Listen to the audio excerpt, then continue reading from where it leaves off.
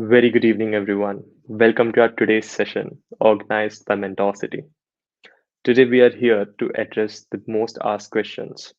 That is, what should we do in order to grow in a professional world? How should one can stand out of the crowd? Well, all those questions revolves around a very interesting topic that we are going to take today. That is, essential skills and habits required to conquer year 2022. What an individual should do in order to stand out of the crowd and in order to become a better version of himself. Well, I'm your host for the evening, Yash Nehra, and today we have an eminent speaker who's going to talk about all these things with all of you, Mrs. Gunjeet Kaur. She's an experienced education specialist, life coach, and academic content creator with 5 years of experience in the education field. She have interacted with numerous number of students during this tenure and has also partnered with amazing teachers and working professionals and helping them to grow and become their better versions of themselves in personal and in a professional way. So, without taking much of your time, I would like to proudly welcome Mrs. Gunjeet Kaur to start with the topic. Good evening, ma'am. Yes, good evening. Thank you so much, Yash, for that wonderful introduction. Good Thank evening, you. everyone. It's such an honor to be part of this platform to address you all. And I hope you had a wonderful new year. We're all back, back to work and back to studies and everything after this good break that we had. And I'm so glad I get to start the year with, such a wonderful opportunity to address all of you. And so, without further ado, I think I should just jump right into the topic, essential skills and habits to sort of conquer the new year, right? So, we all are always action packed. And, we always come up with resolutions, we come up with goals, we come up with a whole lot of things that we want to achieve in the next 1 year, the coming year, right? That's what happens during every new year. And a lot of us are really efficient in achieving it. We are meticulous with our work, but sometimes we do fall back, in a lot of our tasks that we do set up. And that's completely fine because after all, it's the process, which is more important sometimes than the end goal. And so I would like to take some time and, to explain as to what I feel are the essential skills that we require as we come into this new year. As you know, it's again, I think it's almost, the third year we are going through the pandemic, and things have not been very easy for a lot of us, be it working professionals, be it students. It has not been easy for a lot of us.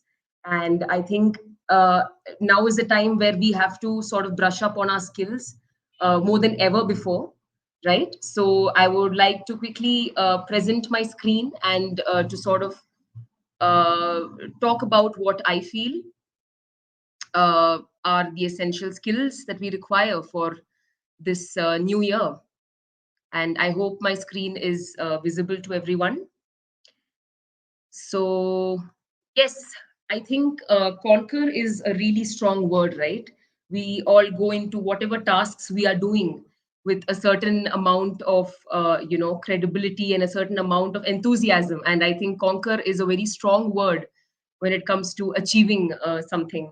So I have come up with certain skills. I think all of you would have already come across these skills, these habits, and you would have been hearing it. But I want to just put it all together, just to have an idea of sort of just to give you an idea of sort of what are important and what we should focus on this year. So I will be going through each skill and what habits we require to sharpen these skills, of course. So I would like to go through, just to give you a brief introduction, I would like to talk about what skills you need to own, and what are the habits that would take you one step or many steps closer, in fact, to getting these owning these skills, and what would be the way forward. And I would like to conclude after that.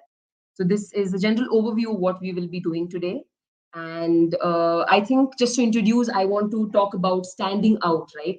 We have heard this word a lot, and this pressure on us to always stand out of the crowd. We always need something unique, something to stand out of the crowd, something to sort of, separate us from the rest of the people, right? So standing out or being unique is something that we've always been pressurized to feel. And I feel that everyone on earth have their own set of skills. There's not anyone on earth that is not skilled, right? We have our own set of skills. Some of us are good problem solvers, some of us are good decision makers, some of us do very well in the corporate life, some of us are good dancers, singers. We are filled with talent and we are filled with a lot of skills. But what is important is to be aware of these skills, to understand what our skill sets are, and to sort of own them, right? To honing these skills is what is most important, and which will push us in the right direction towards, sustainable self development. And I think with the pandemic that has come, it has served as a huge deterrent to a lot of these things. Like, people have been molding themselves into different, in professional life, in personal life. We have had to make a lot of adjustments. We've had to make a lot of changes because of what the pandemic has brought about, the situation the pandemic has brought about. We have not we have been having online classes, we've been having work from home. And however good it may sound, I'm sure it would have put a lot of stress on a lot of people. So on this note, I would like to begin with the first skill that I want to talk about is resilience and adaptability, right? So coming with the just the pandemic has brought in a lot of uncertainty. I think uncertainty is the word that is the word of the year, right? Because everything is uncertain. We don't know what tomorrow is going to be like. We don't know we are going to work from home. We don't know if we can go out without masks for the next, I don't know, few months or years. So I think a lot of us have been driven to adapt to situations because of this uncertainty. And I feel that success comes from, molding ourselves to a given situation that we are in. And I think when we see ourselves in certain situations, we try to adapt and mold ourselves, and that's what leads to success. And this leads to a lot of resilience. Resilience is basically, you say, right, how many times you fall, you get up gracefully, right? You kind of get up no matter what the problems are. So I think resilience is something that is a very important skill that we have to own in this year, especially because of the situations we are in. And it is important for any field, for that matter, to thrive in any field. So I what I feel is resilience and adaptability need not be something innate. It's not something that we are always born with, but it's something we can definitely own and we can definitely sharpen. So one habit that I has helped me be more resilient and be more, it helps me adapt to situations, is noticing changes.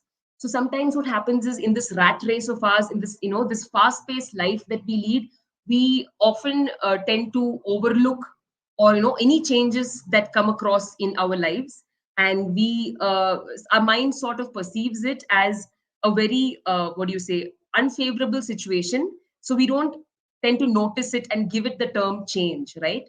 Because our mind works in mysterious ways. So I think the first habit we need to inculcate is noticing changes. So if you can see this cycle, it's basically starts with noticing changes. So one habit we can do in life is to pause and to see, is it a change that's happening, and to notice what change it is. So once we make or we notice these changes, what happens is we can generate options to come across or to go around, adapting to these changes. And once we generate the options that we have, we can experiment and we can take small baby steps towards, having, what do you say, come across to come overcome these difficulties that this changes has thrown to us. And once we take these baby steps, I'm not assuring you that all of these baby steps will work. It may not, and that's life, right? We are human, we make mistakes. But any of the changes that, any of the options that we generated and we tried and it actually worked, that would lead to fueling our feelings, because it would lead to more determination, more confidence from our side. Even if it's, 100 options generated and one worked, it will lead to a feel good factor, and this would lead to being open to more change. And I think once we are open to more change, we end up noticing changes more, right? So I think what's most important is uh, just to notice these changes, because once we notice these changes and we come up with options, uh, uh, there's nothing like it. That's like our first step towards our self development. And a lot oftentimes what happens is we get so caught up in trying to make big changes in our life. We are, there's some small change that comes with respect to work, with respect to personal life. We tend to make a big deal out of it and try to, take the biggest step possible to come across, to go around this change, but it fails. So my only request is, whenever you come across any change, try to take small baby steps, try to experiment with ideas you have never done before. So these are all things that can help you sharpen your resilience and adaptability. Now, while talking about resilience and adaptability, I also want to brush upon another skill that we really need in today's life, in today's world, is work or study life balance, right? So, a lot of us are working professionals. We also have studies going on the side. And I just want to say that too much of anything is bad. So, even though we talk a lot about, work hard, working hard is not going to help you if you don't play as well, if you don't have some time for yourself, right? You've heard work hard, play hard, right? Same way, too much of anything is bad. So I think we are so hell-bent on trying to figure out what are the certain results we want in our life, what is our goal. We have aspirations, goals, and today's rat race, it's so easy to get swayed by all this, and to get tangled up in this web, that we forget to take rest. We may feel that we're sleeping at night 7 hours, that's enough, but no, burnout is a real issue. And it is something that started in the early 2000s, where people really understood the whole meaning, and burnout was a big word, like it was a word that is circulating around the world. But I don't think we got to the crux of the matter at all. Even today, overworking is glorified. It's not something to glorify. You need to also be able to relax and reap the benefits of your work and your study or whatever, right? So I think balancing it is very important, and not forgetting that too much of work or too much of play is also bad. So what are some habits we can do on a daily basis to inculcate this work, study, and life balance? First and foremost, I think this is something that everyone keeps telling people about, is planning, right? So nothing works well without planning. Planning is something that is very important in life, be it in your professional life or personal life, because once you in professional life, if you don't plan your day out, you may not be able to keep aside some time for your personal life too, right? So planning is very important. It need not be, there are a lot of, every new year we come up with, social media is filled with ads for planners, right? You have planners that are really expensive with a lot of intricate details in it, and there are planners which are very basic. So uh, choose what's best for you. You do not need to have a planner as such. If you're not into it, and if you're just starting out planning, it's very hard to straight away jump into full-fledged planning. Like I said, baby steps, right? Otherwise it wouldn't work out. It's not sustainable in the long run. So start with just keeping a diary where you write two sentences or one sentence every Sunday for each day of the week. Like, say what you want to do on Monday, what you want to do on Tuesday, and all through the week. So this way, what happens is, if you have planned your work, you will have some time to relax, to be with your family, to do your to pursue your interests. So as much as everyone talks about planning, and it's become this word that you're annoyed by listening to all the time, it is something that has really changed my life, and I'm sure it's going to help a lot of you as well in the long run. And of course, second habit that we can do on a daily basis, seeking help. It might seem very trivial, but trust me, seeking help is one of the hardest things that many people can do, because sometimes we feel that we are enough. We are, let's do all the work on our own. We can handle it. It's not a big deal, but it's not. Seeking help can be in professional life and in, personal life. Professional life, where it's so important to brainstorm. It's so important to talk to others and to find out what their views are on certain things. You'll be shocked to see how much ideas are generated when many people sit together. So even if you don't have time for group discussions, reach out to people who you think may have a better idea about a certain topic than probably you would, right? In personal life, of course, therapy is something that has helped a lot of people on earth, and it's not something that you do just because you have an issue per se, right? You can reach out to a therapist just because you want to vent out, because you have had a difficult week, you want someone to talk to. And in today's world, there is nothing better than having someone to just listen to you, because it is so difficult to find someone who would just listen to you without giving opinions. And I think that'll help you a lot when it comes to work and life balance. Moving on to the next skill is problem solving. This has been important through the years, and it's important even this year because uh, in life uh, we come across many problems. It's us humans who have coined the term problems to it, and I think it can vary in complexity. What might be a problem or an issue for me might not be a problem for you, right? What may be challenging for me might not be challenging for you or for another person. So we are all faced with challenges that can hamper our productivity on a day-to-day basis, and they can vary in complexity. It needn't be a life-threatening problem. It can also be simple problems that might just be running in the back of your mind, and that might be spoiling your mood, spoiling your day, your productivity. So these are things that problem solving is. That's why it's important for you to be able to go through your day without hampering your productivity. And I think for a sustainable self development, for self development that is lifelong, right? Like I said, it's a process. Development is not an end goal. You cannot suddenly say that, okay, I am developed in this field. No, I have reached my point. No, it's a lifelong process.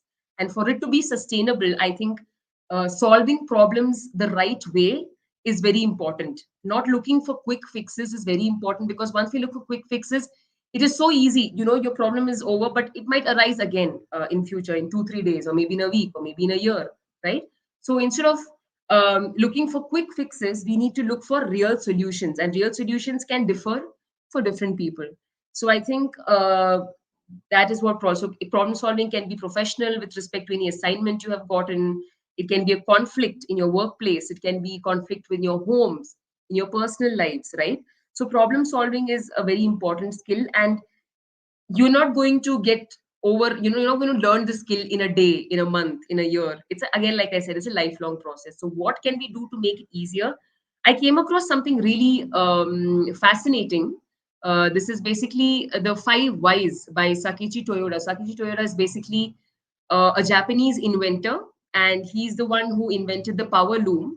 And as you know, the Toyota industries, right? The Toyota automobiles are basically a product of uh, this inventor's son, is from the same family.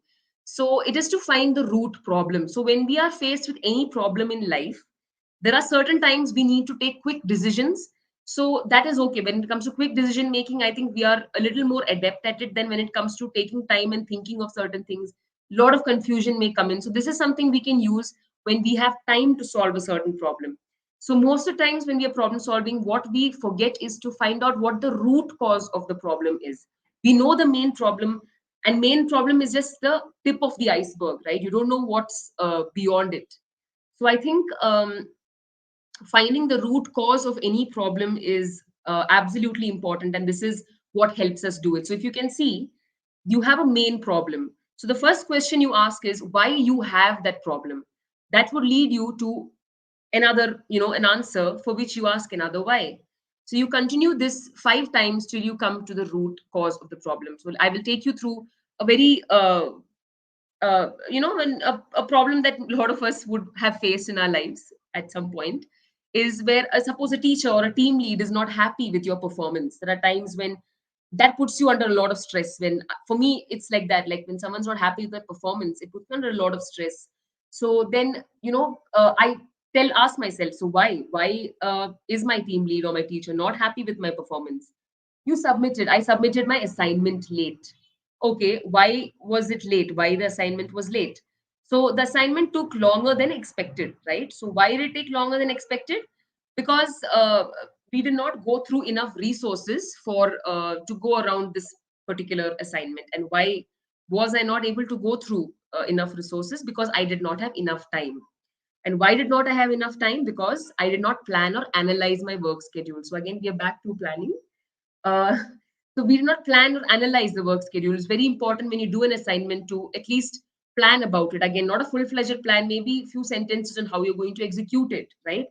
You do not get time to analyze it. So this would have led to the main problem, that is uh, teacher or team lead not being happy. So now you know your root cause. You can work on it. Maybe the next time you'll plan better. So this is something that's actually happened with me.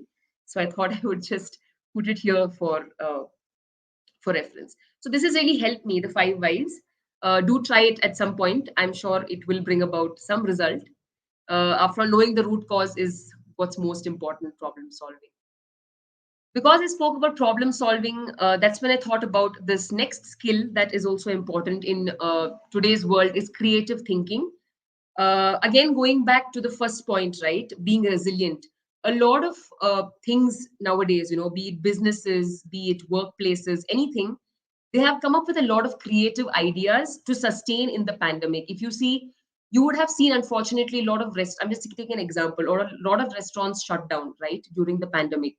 And that's really sad because they could not cope up with the current situations. But there are so many businesses that have thrived during this pandemic time, and most of these businesses have leveraged the idea that they are needed. For example, any online delivery platform, right? They've leveraged the idea that they are needed now more than ever, and they have thought creatively in what ways they can leverage this idea.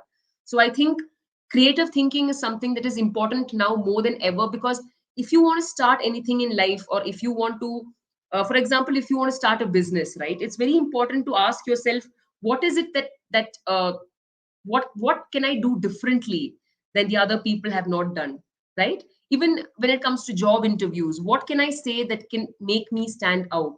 How can I present myself that can make me stand out? So the ability to think of things that only a very few people, or have executed before or thought of before, is very important now. And I think uh, here what plays the biggest role is analyzing certain things. When you analyze a certain thing from different angles, perspectives matter. When you look at things from different perspectives, I think creative thinking is all about that. And this definitely supplements problem solving skills, because solving problems is easy, but trying to think of innovative ideas is, I think, more difficult. And of course, curiosity. That is something that I think once we get out of school, it's killed. Like, curiosity is just completely killed. And it's very important to reignite this curiosity in you. I will talk about this more in the coming slides. So, what are the habits on a day to day basis that you can use to increase your creative thinking? First one is, of course, to keep an open mind and be inquisitive. Like I said, curiosity has completely died. And it's only because we are not inquisitive. If you see a child keeps asking so many questions to an extent where sometimes you feel it's very annoying. But if you see, they're so inquisitive, and that is why they take in so much knowledge in that age. People take in so much knowledge at that age only because children are inquisitive and they have an open mind. So I think it's very important to keep an open mind, to understand that not everything or everyone thinks the way you do. Not everything has to be the way that you plan it, or you think of it or idealize it. So next thing is, of course, make time for your interests. Now it can be anything. It can be singing, dancing. It can also be watching some show, or watching something. Keep maybe half an hour a day for something that you like, or it can also be playing some games. It can be sports, anything, because from these interests is where your mind is sharpened, your creativity is sharpened, of course. And also there is a lot of inspiration you can draw from any of these things that you do. Third thing is, of course, any idea you come across, please jot it down. So when I was in my what do you say when I'm through this journey, like, so I'm an educator now, I'm a content creator, but I am also in a path of becoming a full-fledged life coach. And when I'm going through this, I have a plan to start something of my own. So what do? I always, be it anything in my day-to-day life, I come across something small. I might not even be doing anything related to what I want to start later, but even though I come across ideas, I have a app in my mobile, the notes app. I just keep a point there, just note it down there, so that later on when I want to start something or do something, I can just read these ideas. And I don't I you know it's so much better. It saves a lot of time and effort for that time. So it can seem as a very silly thing to do, but always keep one what do you say page in your notes app, just to jot down ideas. It can be very random. It need not be even interlinked to one another, but trust me, at some day it will all make sense. And of course, the fourth thing you can do is brainstorm ideas with others, going back to seeking help, right? It's very important. uh, when one person comes up with something, it's very different from when many people give their perspectives, right? again, back to perspectives, where it's so important to look at things from different angles. It gives you an idea, a more clearer idea about any topic you want to basically work on. So I think these are certain things we can do to sort of increase our creative skills. And it might again seem like a very small steps, but like I said, baby steps lead to better self development, sustainable development, than taking huge leaps. So now I want to talk to you guys about certain communication skills that are very important, which we overlook. Okay, so when we come to communication, it's very basic. We know a lot of skills with communication. You would have attended many sessions on communication, but there are few things here and there that we tend to oversee when we overlook when we sort of talk about communication skills. And one thing is active listening. And in today's world, like I started saying in the beginning, right, it's so nice to have someone to just listen to you without giving their opinions, and that's what active listening is all about.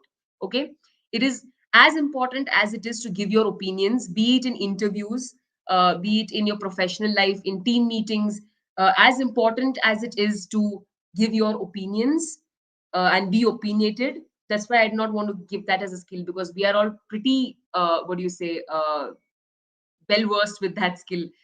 Listening skills is also actively, is as important as giving your opinions are. And listening not only reassures people that you are taking them seriously, but it also improves your knowledge.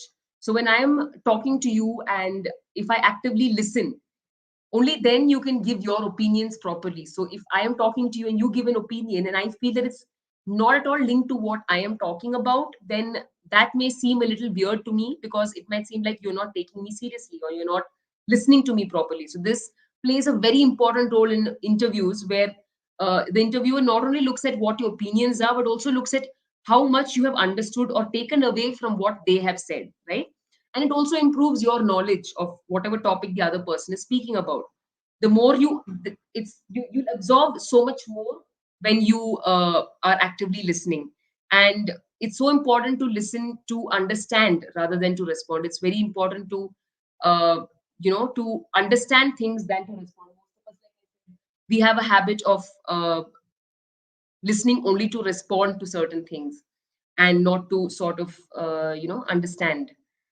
So, how can we sharpen our listening skills? And I think this topic is really close to my heart, because I have come a long way as a listener. I used to be more of a person, I was a speaker more than a listener. And because of my life coaching journey, I have come a long way with respect to active listening. So, these are things that have really helped me. First one is, of course, clarify rather than to assume. When you're having a conversation with someone, it is so important to not assume things. They might tell you a myriad of things about their lives, about whatever's happening around them, right? So instead of assuming something and then asking a question based on your assumption, try to ask, you know, what do you really mean by that? Or try to say, tell me more, right? So those things help a lot with your listening skills. Second thing you do is, whatever conversations you have on a day-to-day basis, it can be a conversation with your parents, it can be with your friends, it can be at an interview, it can be at a class, whatever it is. I think it's so important to start from your daily conversations. Try to pay attention and speak less and talk more. Try to gain the be present in the moment, and to not think. Our minds are so it's adapted now to a certain extent, where we are listening only to, okay, what do I say next, what do I reply to this, and whenever the person says something, you have already something going on in your mind which relates to some past experiences of yours which you really want to talk about. So try to cut out that chatter in your mind. Try to actively listen in everyday conversations, without the agenda of saying something after that. Just listen. I think that's something that is easier said than done. It's like I said, it's a process. It's not at all an end goal. And of course, like I said before, clarify rather than assume. Ask a lot of questions. It is very important to ask questions. Like I said, build curiosity, right? The same way, ask questions to not just listen, but to also expand your knowledge. When it comes to body language, when you're actively listening, make sure you make eye contact with people. It shows more of yourself as a makes you look like a more confident person. uh, Always nod, when someone tells you something. This is a very basic communication skill that is very important in professional life, because it makes, like I said, it makes it look like you are more interested. You are someone who is actually, interested and is listening to what the other person is saying. And of course, the last thing is you need to pay attention to non-verbal cues as well. There are certain times when people are talking, they don't really, they're not really expressing what they're actually talking about. They must be nervous. They must be. Have you noticed how people talk and they get fidgety with things? They have slumped shoulders. So then you know that the person is actually, is speaking something but is thinking something else. So it's important to also pay attention to non-verbal cues. That's also a very important part of active listening, so that you know when to reach out to the person and say, if maybe you're making the person uncomfortable, maybe that person doesn't want to talk a lot now, the person's going through a lot, is not having a good day, right? So it's very important. That's also part of active listening, where you can reach out and say, you know what, buddy, it's completely fine, we can talk about this later, right?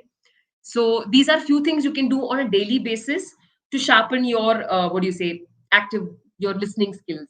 That's something which is very important. Of course, the next, I think this is the last communication skill I want to brush on, is effective body language. Especially in professional life, it is very important how your body language is, and it speaks multitudes about who you are as a person, right? It's a very important communication skill. Again, it's something that we overlook in our day to day life.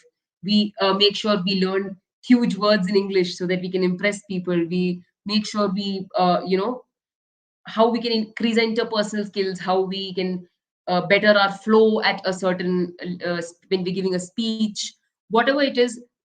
If your body language is not right, it doesn't matter. Okay, so like I said, like I was saying, communication is not just about words. It's not just about what you speak, but how you present yourself.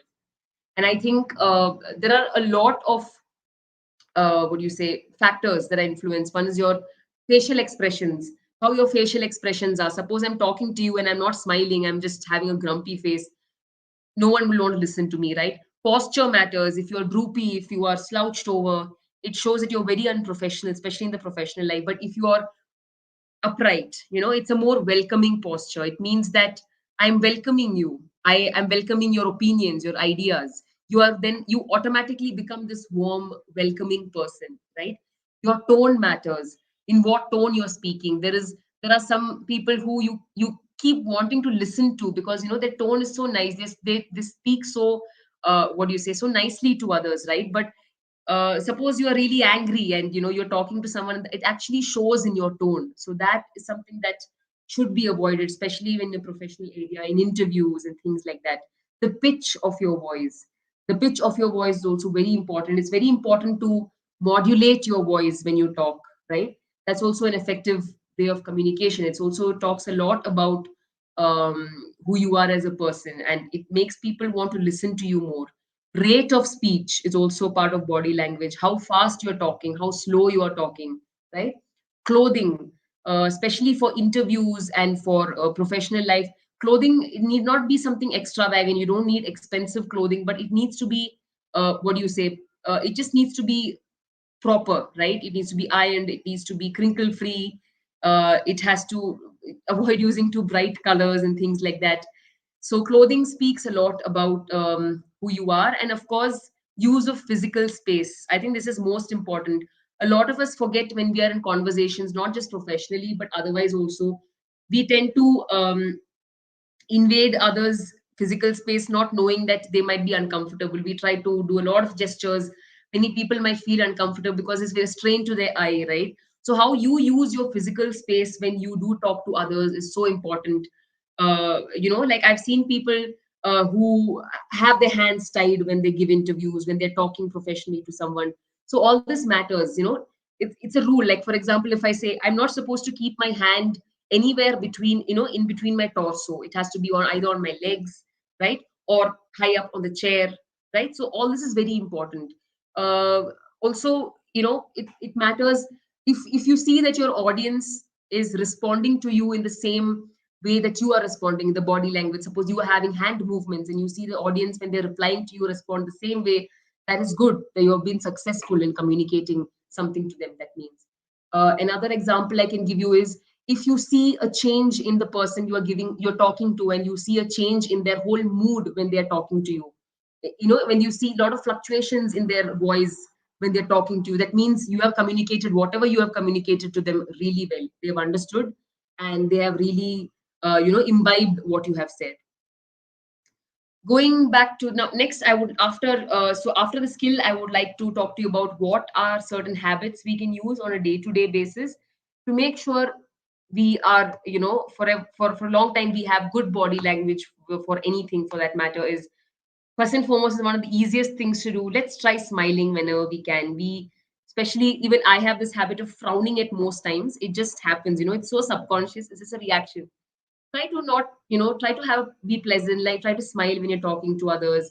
Second thing is, like I said, a welcoming posture, right? Try to not slouch whenever you're talking to someone. Try to keep your shoulders wide open so that you have a welcoming posture. People are more likely to come to you with problems, and to approach you for help or whatever when you have more welcoming posture. Third thing you can do on a day-to-day basis is try to be comfortable with your space when you are talking, or when you're having conversations with people. Try not to fidget with things. Try not to talk to people with your mobile phone in your hand. That is completely a big no-no. Give people their space and be comfortable with your space. The next thing we can do is be open with our emotions. I think a lot of us in our society are taught that showing your emotions is not a good thing, which is absolutely wrong, right? Even in the professional setting, I'm not saying if you're feeling bad, cry, make a scene there. That's not what I meant. What I meant is like, be open. If you're feeling a certain way, tell your team lead about it, tell your co-workers about it, tell your classmates about it. You know what, I'm not having a good day. Can we not have this conversation now? you know I'm very angry with what you just said, and it has created a lot of disappointment in my mind. Can I talk to you about this later? Things like that. Oh, what you just said has made me so happy. Thank you so much for saying it. I appreciate that. you know so be open with your emotions. It's okay to be open with your emotions, and it's completely fine in a society like ours that is telling you to shut it down. Please don't. Be open with it. And of course, inclusive actions is very important. Like I said, don't intrude into others' space when you talk. Try to make the other person also feel comfortable with having a conversation with you. This brings me, I think, to the most important part of what I wanted to say today, the two skills that are very important. So, the first one that I feel is most important in today's world, especially in this year, is intrapersonal skills.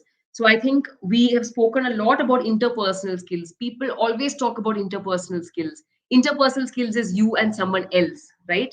So in the professional life it's important, and in personal life it's important. It's good to make contacts, good to when you're starting a business, when you are at home, when you're in the school.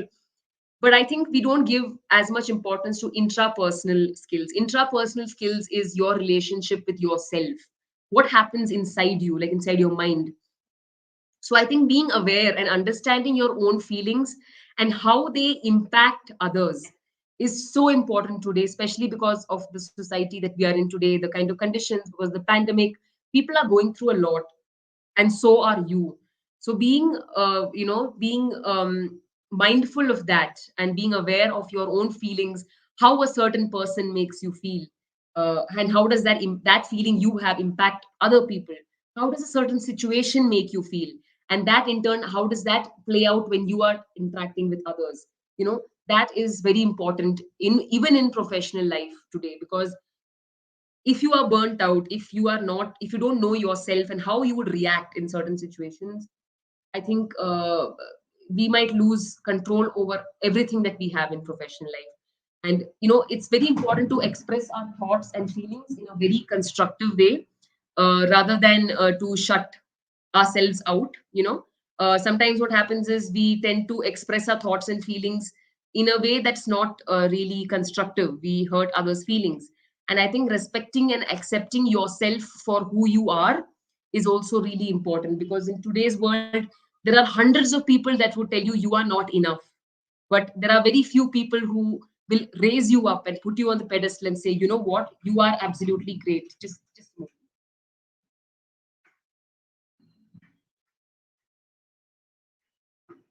So I think it's very important to respect and accept yourself for who you are, and to give more importance to that now more than ever. So how can we intrapersonal skills, how can we increase our intrapersonal skills? I have come up with something called as the emotional check-in. So there are these three questions we can ask ourselves: what, why, and how, right? So in the what, whenever you are faced with a problem, there are times when we come up with certain intense feelings inside. It can be anger, it can be sadness, jealousy. We don't know what it is. Someone, maybe our team lead is angry with us, maybe we had a bad day at work, maybe a bad day at home. We tend to lash out on people because of that. So what can we do?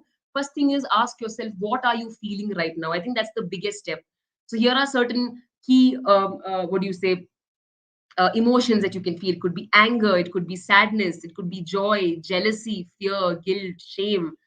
So it could be, sometimes it gets mixed up. Sometimes when you're really sad and we're really sad and something not going well in our life, it turns out as anger when we approach someone else. Sometimes when we're really afraid of certain situations, it might turn out as sadness, where we bawl our eyes out when we talk to someone. Maybe we're feeling shame, it might turn out as sadness. Or sometimes there are people who shut down and become very happy when they are sad, right? So all these things, we get confused with what emotions we're feeling. So ask yourself, what is it that you are feeling right now, right? So after you have come up with what, then you take a pause and ask yourself, why are you feeling this way? Is it because of something that has happened now, like in the moment? Or is it because it is some past experiences that is fueling this? I'm so sorry about that. I have a cat who's a little restless right now. Yeah, so you can ask yourself about your past experiences, the past experiences that are playing out now. Is it the present experience? Is it some fear you have in your life, right?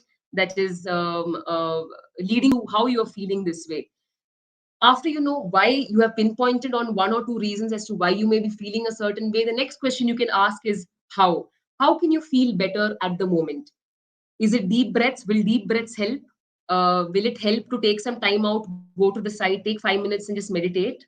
Will it help to leave the situation and go and do certain hobbies or interests you do, like drawing or going for a run, going for a walk, right? So how can you feel better? So these are three questions that you can come up with. It's something called as the emotional check-in. A lot of people, what they do is they log in their emotions on a day-to-day basis. Now most planners come with this. You can do this on a day-to-day basis as well. If you are a person who journals, who writes diaries, you can write, each day when you end the day, write one emotion or one feeling that overruled that day for you, right? That also helps. That way you can keep a check on your emotions. And I think it's so important to know how you are, what emotional state you are in right now. Otherwise what happens is, especially in today's world, we are in so much stress. uh, we are, so engrossed in work, or we are so engrossed in social media, and we sort of tend to forget looking into ourselves and seeking answers. Because the more we work, we do on ourselves, the more we understand ourselves. I think there is, if you ask any person who has been successful in life anywhere on the globe, I think that's one thing that has really helped them, is to know themselves. The last skill I want to talk about, and I kept this in the last because I think this is very important, along with what do you say, along with intrapersonal skills, is empathy. It is something that a lot of us are struggling to own, is empathy, right? Empathy is very different from sympathy. Sympathy is very easy to have. We might feel bad for someone, but we don't generally feel bad with someone. It's very difficult for us to understand or relate to another person's joy, another person's fears, another person's amusements, another person's sadness. So to be able to understand someone is different, and only if we are empathetic to another person is it possible for us to build a stronger relationship. And I want to pick up this word empathy here, because most of the times we relate it to our personal lives. I want to relate it here mainly in our professional lives, because building relationship in professional life has become harder and harder because of workplace politics, because of, there are a lot of times when, even in interviews for that matter, it's very hard to understand the interviewer's point of view. And it's important in, that's why I'm saying it's important both personal and professional life, but right now I want to brush up on professional life. And I think like I said, it's more important than today because of the current situations and the lifestyles we are, currently having. So, what are the few habits that we can use on a day-to-day basis to increase our empathy, to make sure we are constructively being empathetic towards others and not only seeing our point of view at all times? Because most of the times when that happens, we tend to be very insensitive to a lot of people, especially in the workplace, right? A lot of us will be managers someday, and that definitely. And once we are managers, especially, it is so important to be empathetic to your employees. That a lot of oftentimes we forget that they are human beings as well in this whole rush to get our work done. So first, that's why it's very important to own these skills starting from a very earlier age in life. I think the first thing is to, of course, see their world when we are faced with any conflict, for that matter, or not just conflict. If we are consoling someone, we are in a conflict, we are having a conversation with others. Like I said, clarify than assume. See their world. Try to see the world from their angle. Whatever they're talking about, try to see that particular topic from their angle. It makes a world's difference. You might come to notice that, what, that person is not exactly like me. So I used to practice this years back, and now it has made me come to such a point where I'm able to understand the other person's reality much better. It just comes to me automatically. Second thing is appreciate them as humans. After all, we are all humans, we all make mistakes, we all have our slips, we all have our quirks. So I think appreciate them as humans. Third is understand their feelings. Once you appreciate them as humans, you'll understand the fact that their feelings are way different from ours. And lastly, after you've done all this, try to communicate your understanding, because what you have understood from their reaction might be completely different from what they would have actually meant. So if you are, especially in times of conflict, pause for a bit to see their world and appreciate them and understand their feelings, and then tell them, you know what, you have said so and so and so and so. I have understood it as this way. Is this what you meant? Because if this is what you meant, then I'm not comfortable with it. Because when you say that, they might tell you their point of view, and trust me, it may be very different from what you have perceived. So I think these are the few things that you can do to sort of, in any situation or day-to-day life, to increase your empathy. And I think I want to stop for I want to finish this session by talking to you about this comfort zone and the growth zone circles, where I think you would have seen this already, but I just want to brush upon it. It's the fact that when you are in your comfort zone, you feel safe and in control. But it's only way outside of your comfort zone. There is this purple growth zone where you have found purpose, where you are living your dreams, where you have set new goals, where you are conquering your objectives. Now, this journey from the comfort zone to the growth zone is not easy, because you have to go through the fear zone, where you will lack confidence. You will find excuses to not do a task. You will be affected by others' opinions. Others' opinions will be very important to you. They'll say, no, it's not possible for you. All these kind of things you will face. But after you cross the fear zone is where you have the learning zone, where you deal with challenges and problems, where you acquire new skills because you have gone through so much in life, and where you extend your comfort zone. And then you go into the growth zone, where you have purpose, where you are living your dreams, where you have your goals and you're conquering your objectives. You have a choice. Either you stay in your comfort zone where you feel safe and comfortable, all right, you are in control. But why do that when you can be in the growth zone, where you have found your purpose in life, where you have lived your dreams, and you have set your goals, and where you have conquered these goals and objectives, right? So I think it's very important for us to think of this comfort zone and the growth zone this year. And to conclude, I want to say it's a harsh reality, right? 2022 is going to look exactly the same if you do not get out of your comfort zone. If you do not do make some changes that you have not already made, it's going to look exactly the same, right? So I encourage you and I invite you to take up new challenges, look at things from a different perspective, and always remember you are your biggest priority. If there's one person who's going to help yourself in this self development process, it is you, and you are your number one priority. And I just want to leave you with one piece of advice: please refrain from making new year resolutions. Resolutions work only, very rarely. Rather, try to manifest it. Try to just change one word. Instead of saying I will, or instead of saying that this is what I have to do, say that I will do. Because once you say I will and not have to, or this is the goal, this no. When you change the whole word to will, that itself makes a big difference. So thank you so much, everyone. I hope this was, you had some takeaway from today's session, and I wish you all the best for this new year. And thank you so much for being patient with me. Thank you. Thank you, ma'am. Thank you for your enlightening words. I'm sure our students will definitely get the value out of it.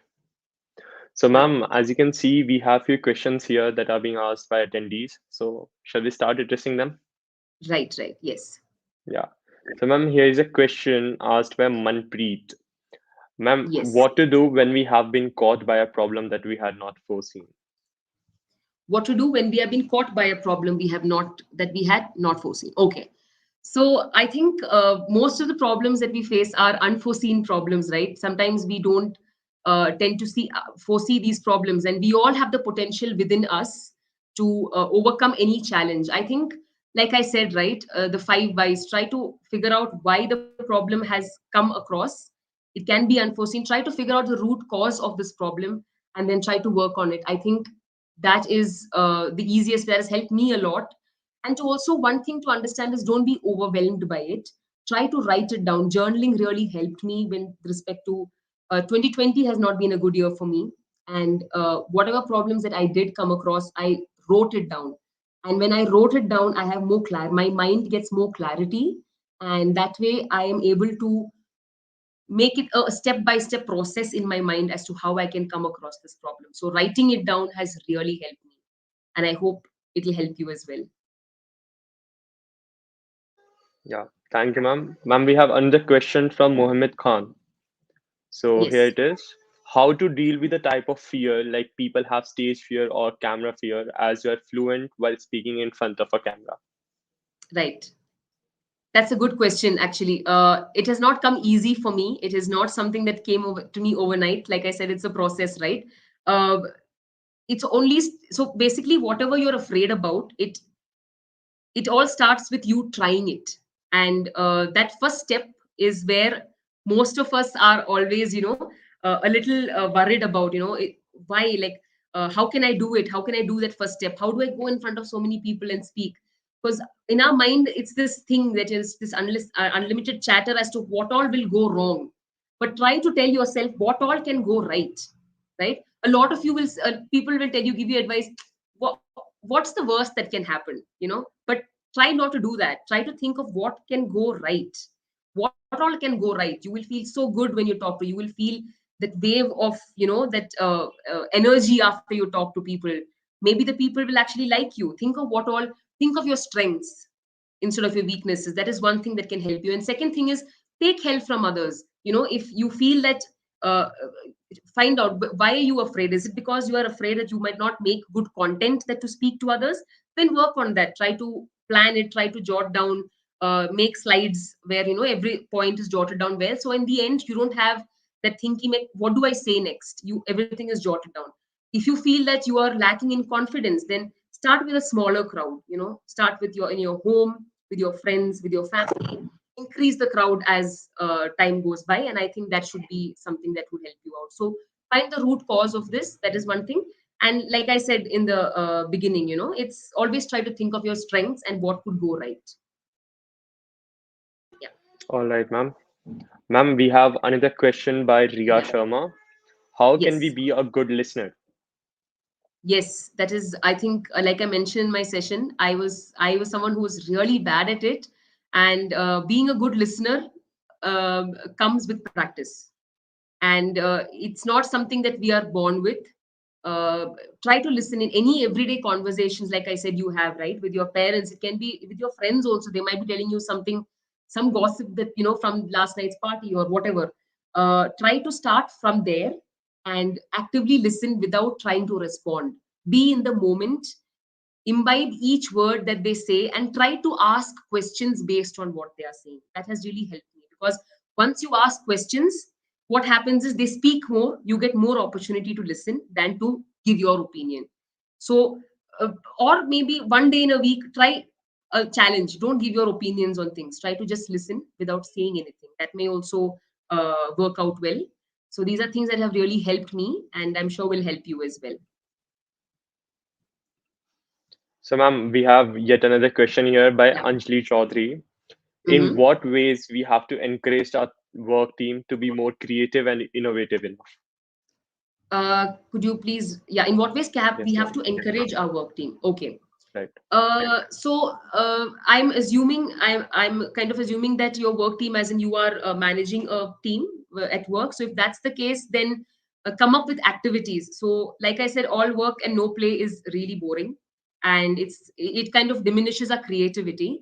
So the one thing you can do is in your team, try to do team building activities. It need not be going somewhere or trying to uh, you know do team building activities with your team in such a way that it can be in office. Spend one in every week, spend 10 minutes to just do team building activities. Can be small activities. Second thing you do is going back to active listening. Try to have sessions every week where they come up with grievances, where you actively listen without giving your opinions. You do need not say that, you know what, I will do all of your requests, but try to get grievances from them, understand where they are creative, and to then work on that. That would also help. Okay, ma'am. Ma'am, we have another question from Manpreet again. Yes. How can we convey our thoughts effectively? Okay. Again, here is something that comes with journaling, with writing. Uh, most of the times, the flow of how we are conveying our thoughts is what matters. And especially when we are faced with conflicts or in situations where we have to suddenly give our opinions on things, it is very difficult for us to come up with our thoughts. So here what happens is it's very good to put a practice of writing down our thoughts in a way, and then expressing it. For example, if I had to take a session today on what are the skills, I started off with jotting down points in my notebook as to what are the main points I want to cover, what is of more importance. Out of the points I want to cover, I narrowed it down to certain important points of what should be covered, what should be said. Then I went on to make a presentation, right? So this is one way of conveying your thoughts effectively. Write everything down, sieve it for good ones, and then convey it accordingly. So this is something that has really helped me. Writing it down is something that's really helped me. Yeah. Okay. Ma'am, there's another question by Yeah. Drishti Bell. Ma'am, can being creative help us to solve few problems in our workplace, at our workplace? Sorry. Absolutely. Absolutely. So that's exactly why I wanted to brush upon that topic, because, and I wanted it to come right after problem solving, because uh, I think in today's world, creativity is everywhere, especially in problem solving. You need it because uh, if you don't want the problem to occur again, it has to be creative. So creativity need not be, when we think of creative, we think of something related to arts and crafts, need not be anything like that. It can be any idea that is out of the box. So this is where, especially at the workplace, try to brainstorm. This is very helpful in the workplace. Try to talk to other people. Studies have shown that problem solving at workplace is most smoothly done when you talk to others and brainstorm. So being creative is very helpful, and the one baby step towards being creative is brainstorming with people regarding this and get different perspectives. Okay. Ma'am, we have another question from Mhm. Akanksha Gholap Yeah. again. That is, how to have patience talking to someone who is arrogant, but still we have to deal with him. This is a nice question. So I think being empathetic is key here, and being patient. There are two things that we really need to understand. First, you have to understand the fact that when a person is arrogant to you or whoever you're talking to, you may know 10% of their life, but the rest 80%, 90% you don't know. So you don't know why the person, what is fueling this person to be arrogant. So keeping that in the back of your mind is makes it much easier to deal with people who may not present themselves well to you. Okay, that is one thing. Second thing is, still you still have, because since you still have to deal with this person, try to approach them in, if possible, and tell them that, you know what, I am uncomfortable with certain situations that are happening, and I would really like it if you could, use a different approach to talk to me. And that would be really nice. And it's completely fine to be honest. When you use the word uncomfortable, no one has a choice. They will not question you regarding this. They're not going to, they themselves feel that, you know what, okay, fine. You need to set your boundaries, right? They'll themselves feel that it's fine. So being empathetic and drawing your boundaries in such a way that be polite, but you can definitely approach this person and say, you know what, I am a little uncomfortable. Can we please try it a different way? I hope that helped. Yeah, thank you so much, ma'am. So that was all from all of our side. I would like to thank you firstly for giving us this wonderful talk to all of our attendees. And nextly, I would like to thank all of our attendees for attending this session and giving your precious time to us. I would request all of you to do visit our website, that is mentorcity.com. You will be able to see it right here. In order to grab the future opportunities and to participate in the upcoming hackathons, we have great opportunities, internships, and the prizes for you waiting on there. So please to check out. Nextly, I would even request you to follow our Instagram handle. Our Instagram handle is mentorcity. Please follow that. And yeah, thank you all. Thank you for joining us. We are signing off for today. We'll see you on next Sunday. Thank you. And thank you, ma'am, for this wonderful session. Thank You're you all. welcome. Thanks, Have a great everyone. day. Yeah. Have a great day.